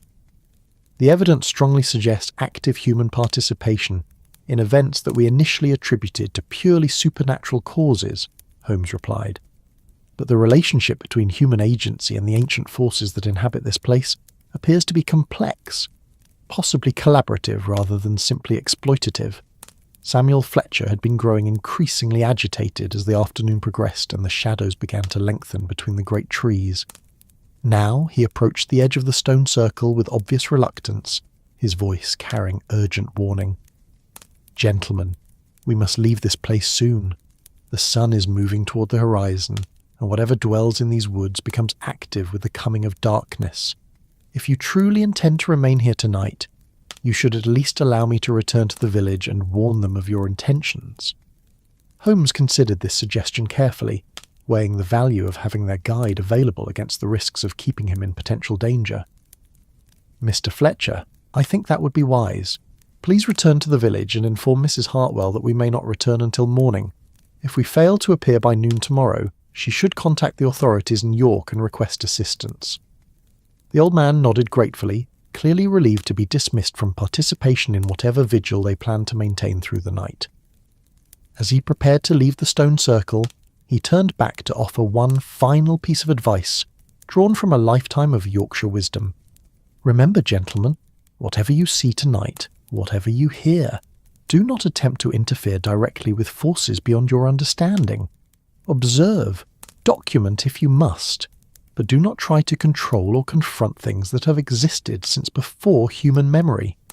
As Samuel Fletcher disappeared into the forest shadows, following the narrow path back toward the safety of Blackwood village, the three remaining investigators settled into their preparations for a night of observation at the ancient stone circle.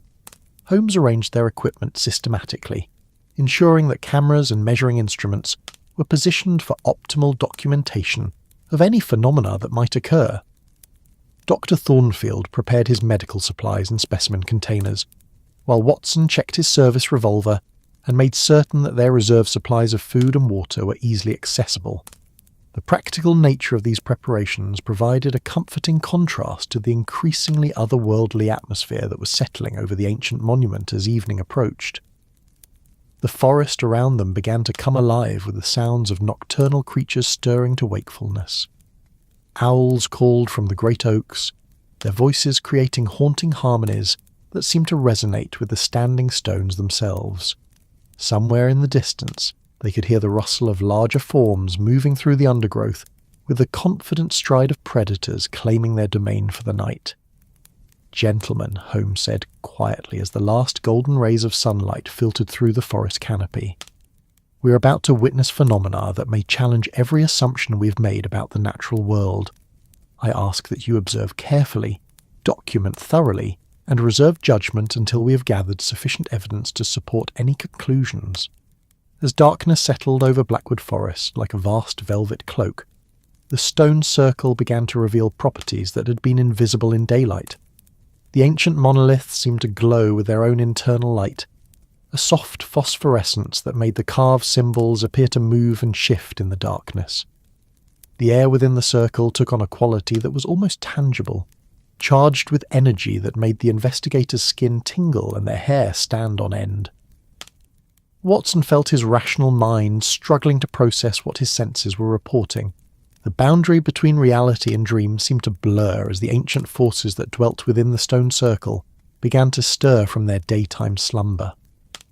Yet Holmes remained focused and alert, his scientific training providing an anchor of rationality in an increasingly surreal environment. The first clear sign that they were no longer alone came as a distant howling that echoed through the forest depths. But unlike the calls they had heard during their previous visits, these sounds carried a quality of anticipation, as if whatever creatures produced them were gathering for some significant event. "The lunar cycle," Dr. Thornfield whispered, consulting a small astronomical calendar he had brought with him. "We are now only 3 days from the new moon, the same phase during which Thomas Whitmore was killed." Holmes nodded, his grey eyes reflecting the strange phosphorescence of the standing stones. "The timing appears to be significant. Whatever forces we are dealing with, they seem to operate according to celestial patterns that were understood and incorporated into this monument by its original builders." As the night deepened and the stars became visible through gaps in the forest canopy, the stone circle continued to manifest increasingly unusual phenomena. The ground within the monument began to show the faint outlines of tracks, not the clear prints they had observed in daylight, but ghostly impressions that appeared and disappeared like reflections on disturbed water. The air filled with sounds that seemed to come from impossible directions, whispers that arose from the earth itself, musical tones that resonated from the carved stones, and distant voices that spoke in languages older than recorded history. Watson found himself straining to understand words that seemed familiar, yet remained just beyond the reach of comprehension. "Holmes," he said quietly, "do you hear what sounds like human voices mixed with the other sounds?" Holmes tilted his head, listening with the intense concentration Watson had observed when his friend was analysing complex auditory evidence. "Indeed, Watson, there are definitely human voices among the sounds we're hearing, but they seem to be speaking in coordination with the other phenomena, as if human and non-human intelligences are participating together in whatever is taking place." Dr. Thornfield was documenting everything with his camera and notebook, though Watson wondered how much of what they were experiencing could be captured by conventional recording methods. The physician's medical training seemed to be serving him well in maintaining scientific objectivity, despite the increasingly surreal nature of their observations. The climax of their vigil came near midnight, when the phenomena within the stone circle reached an intensity that challenged their ability to remain objective observers. The phosphorescent glow of the monoliths brightened until the carved symbols appeared to burn with cold fire, and the air itself seemed to ripple like water disturbed by stones thrown from an invisible hand. At the centre of the circle, where the mysterious tracks had repeatedly appeared and vanished, the earth began to show clear signs of disturbance. But this time, the investigators could observe the process as it occurred, watching as impressions formed in the soft soil, creating the progression of prints that transformed from animal paws to something approaching human feet. "Extraordinary," Holmes breathed.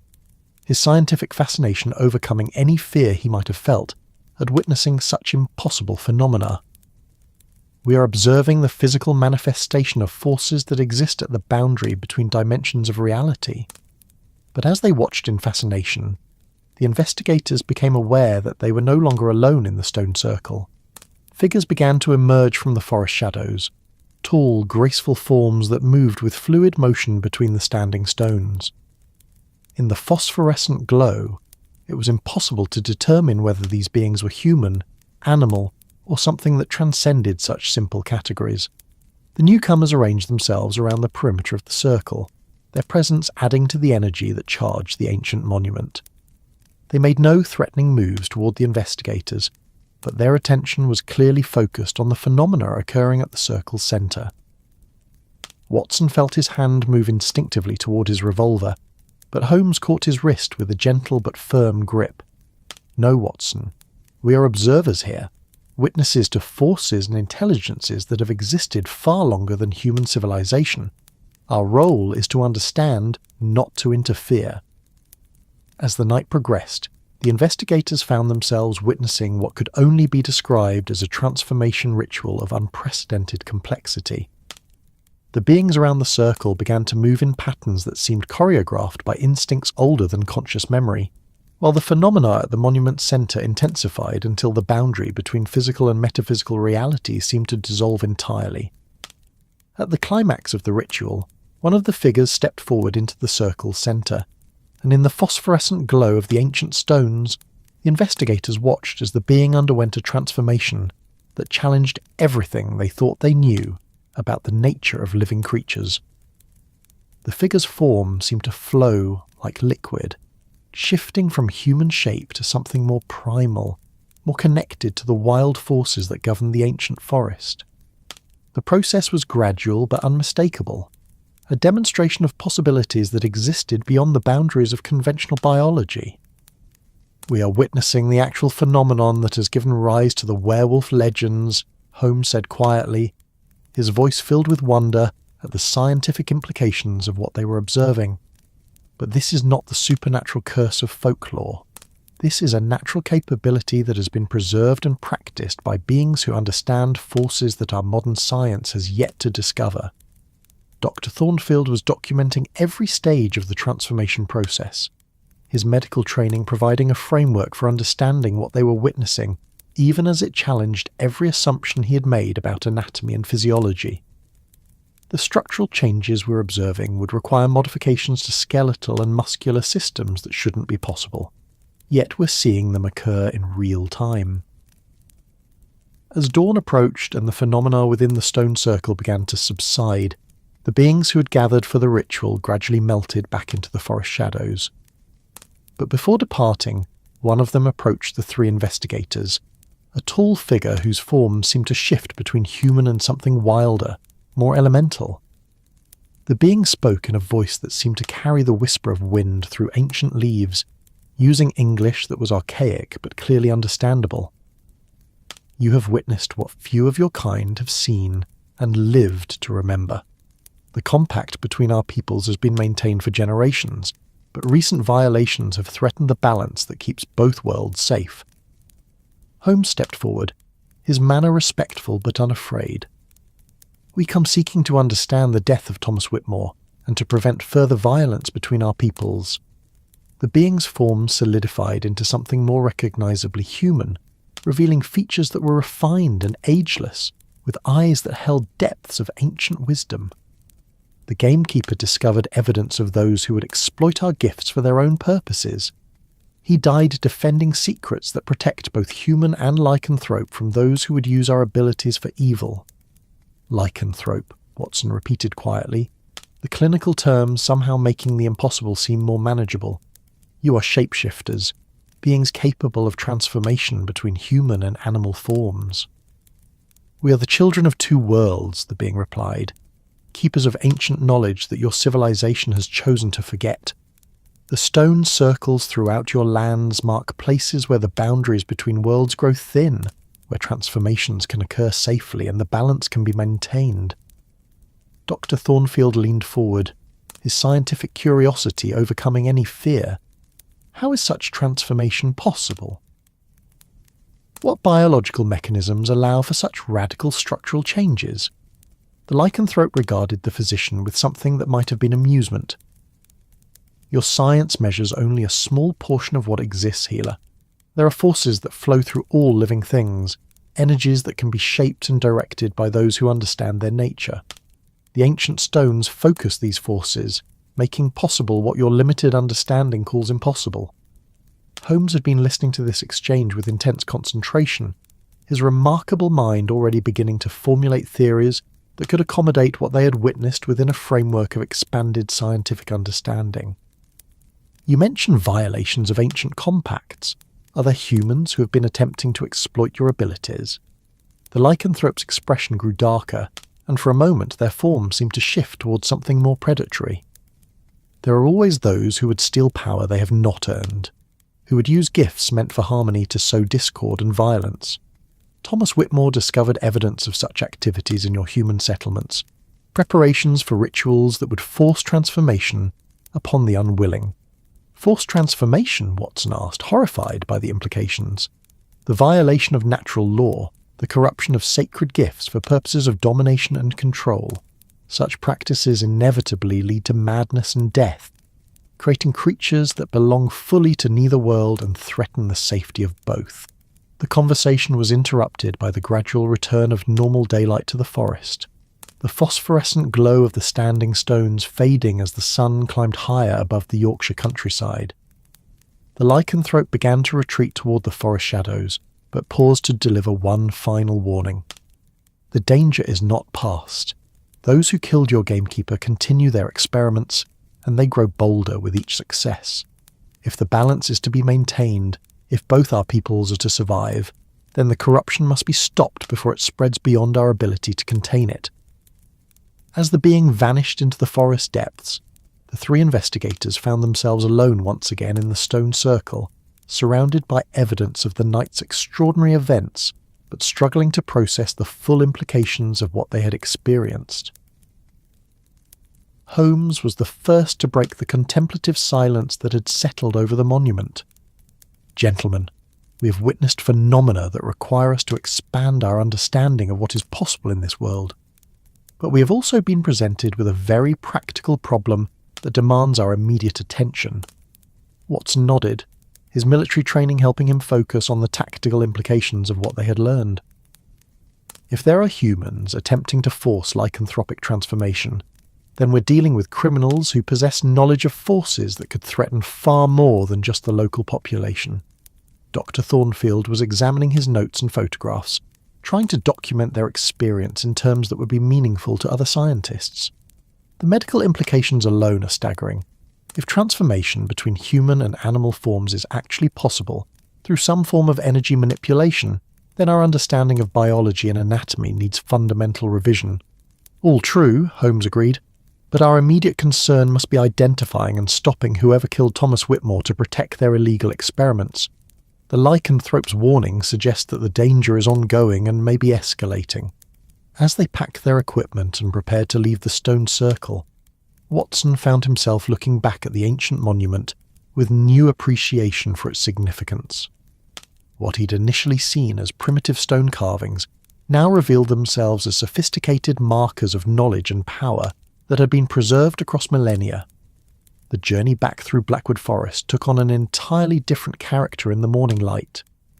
The great trees no longer seemed mysterious and threatening, but rather protective, sheltering ancient secrets that required careful guardianship. The sounds of the woodland, bird calls, rustling leaves, the distant splash of running water, created a symphony of natural harmony that spoke of balance maintained across countless generations. When they emerged from the forest and caught sight of Blackwood village in the valley below, Watson felt a profound sense of having crossed some invisible boundary, of returning from a realm where different laws governed reality to the familiar world of human civilization.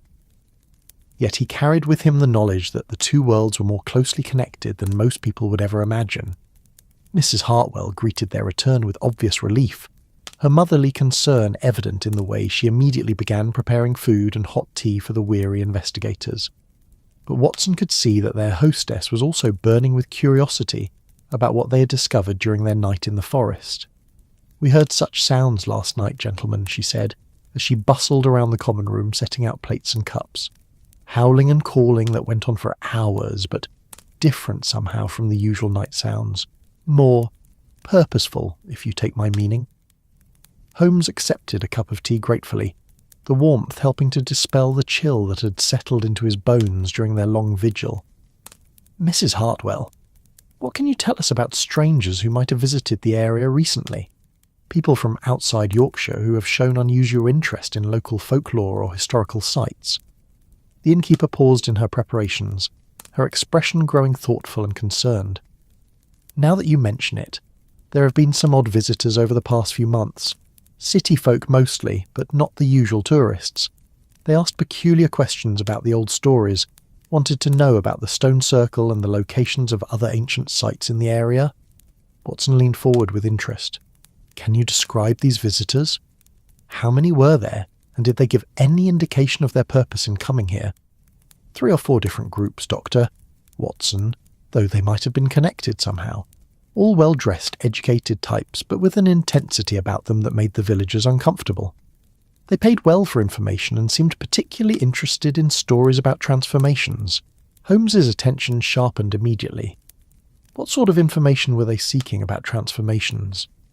"Details about the old legends mostly, but also practical things. When such events were said to occur, what locations were considered significant, whether there were any local families with special knowledge of the old ways.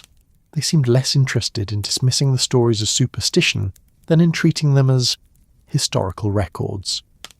Dr. Thornfield had been listening to this conversation while examining the photographs he had taken during the night, using a magnifying glass to study details that might have been missed in the extraordinary circumstances of their observation. "Mrs. Hartwell, did any of these visitors show interest in medical or scientific aspects of the local legends?" "Indeed they did, Doctor. One gentleman in particular asked detailed questions about injuries that had been attributed to unusual attacks over the years. He wanted to know about wound patterns, recovery rates, whether there had been any survivors who might be interviewed about their experiences. The implications of this line of inquiry were deeply disturbing. If the visitors had been gathering information about lycanthropic attacks with the goal of understanding the transformation process, then their activities represented a level of premeditation and scientific method that made them far more dangerous than random criminals." Holmes rose from his chair and moved to the window that faced toward the forest, his sharp profile silhouetted against the morning light. "Mrs. Hartwell, are any of these visitors still in the area? Have you seen them recently?" "Not for several weeks now, Mr. Holmes, but—" She paused, her expression troubled. "There have been reports of lights seen in the forest at night, moving in patterns that don't seem natural. And old Samuel Fletcher mentioned seeing strangers on the moor roads, travelling after dark in ways that suggest they know the area well." Watson felt the pieces of the puzzle beginning to come together in his mind. "Holmes, it sounds as though we're dealing with organised individuals who have been conducting systematic research into lycanthropic phenomena, possibly for months or even years." "Indeed, Watson, and if their activities have progressed to the point of attempting forced transformations, then Thomas Whitmore's death may have been just the beginning of a much larger pattern of violence and exploitation." Dr. Thornfield looked up from his examination of the night's photographs with an expression of growing alarm. "Gentlemen, if these individuals have discovered methods for inducing lycanthropic transformation against a subject's will, then they possess capabilities that could threaten the entire balance between human civilization and the natural world." Holmes turned from the window, his grey eyes bright with the focused intensity that Watson recognised as his friend's analytical mind operating at peak efficiency. "Then we must act quickly to identify these individuals and put an end to their activities before they cause irreparable harm to both human and lycanthropic communities." The remainder of the morning was spent in systematic planning and preparation for what Holmes characterised as the most unusual and potentially dangerous investigation of their careers. They would need to identify the base of operations being used by the mysterious visitors, determine the extent of their knowledge and capabilities, and find a way to stop their activities without exposing the existence of the lycanthropic community to the broader world. Lord Ashworth arrived at the inn shortly before noon, his manner showing the strain of a sleepless night spent worrying about the safety of the investigators who had ventured into his family's ancient woodland. His relief at finding them safe was evident, but it was quickly replaced by concern as Holmes outlined what they had discovered during their vigil at the stone circle. "Mr. Holmes, are you telling me that the werewolf legends of my ancestors were based on encounters with actual shape-shifting beings who have been living in Blackwood Forest for centuries?" "The evidence strongly supports that conclusion, Lord Ashworth. But more importantly for our immediate purposes, we have learned that there are humans who are attempting to exploit and corrupt the natural abilities of these beings for their own purposes."